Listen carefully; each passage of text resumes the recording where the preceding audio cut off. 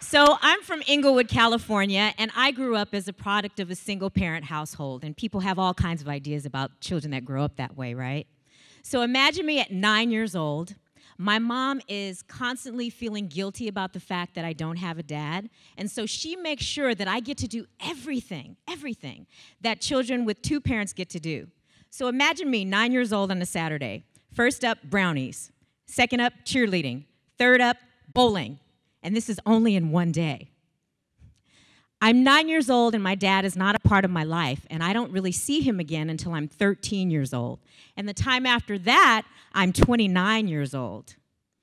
When I'm 14, I'm in ninth grade, and my mom decides that I will get a much better education if I go to school outside of my district. So she drives me across town to the west side, and she lets me decide between two schools that I could attend.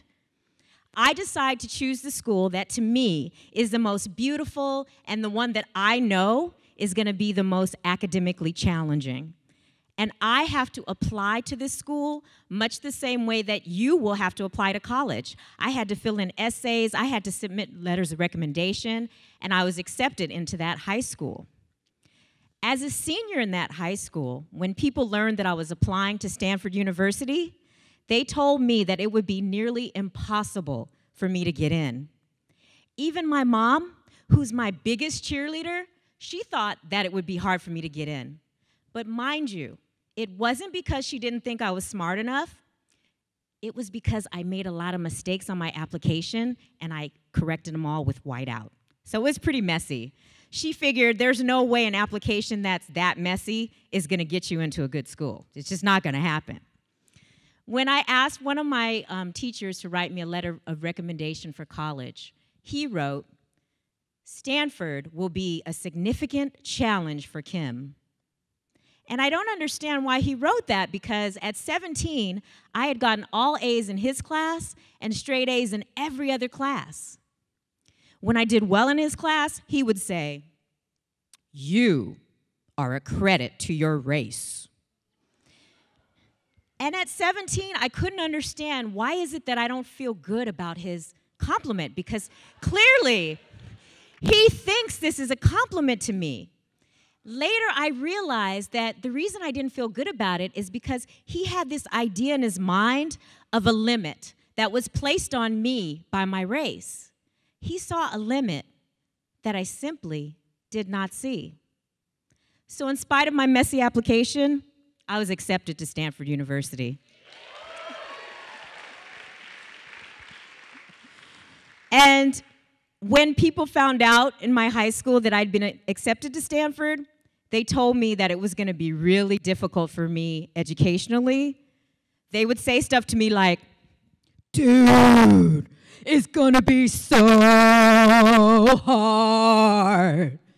And they would say that all the time. But when I got there and I started taking classes, I realized that I could do it. I realized that what other people saw as difficult wasn't really difficult for me. But what they didn't know is that financially, it was very difficult. I'm standing in line at the financial aid office. I'm a senior in college. Someone from the staff comes up to me. "Are you Kim Mitchell?"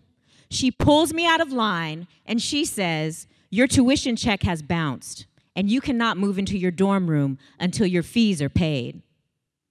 At the time, my mom, who had gone to college, had a full-time professional job during the week that she was working, and then on the weekend, she was working at the Hollywood racetrack selling hot dogs for tips.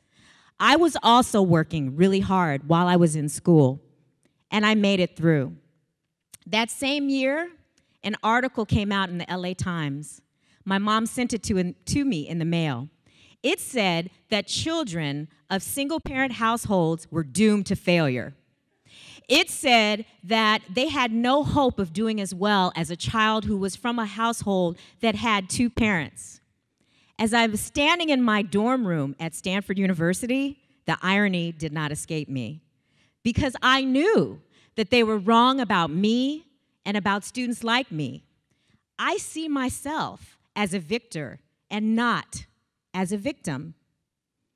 In this life, it's really important that we understand that sometimes people will project their fears onto us and tell us that we can't do things. They don't do it to be unkind. They do it out of fear. They project their fears onto us unconsciously. They put themselves in our shoes and they think to themselves, how could someone possibly do this? And when they don't see how to do what we're trying to achieve, they tell us that we can't do it. But what I know is that when I'm working at my highest potential, the whole universe supports me. When I was working, when I was taking classes and doing a play, I got my highest grades both in high school and in college. What I know is that if we do not set our own limits, other people will be happy to do it for us. But when we decide what our limits are, when we make that decision, then we have the opportunity to decide that we are indeed limitless. Thank you.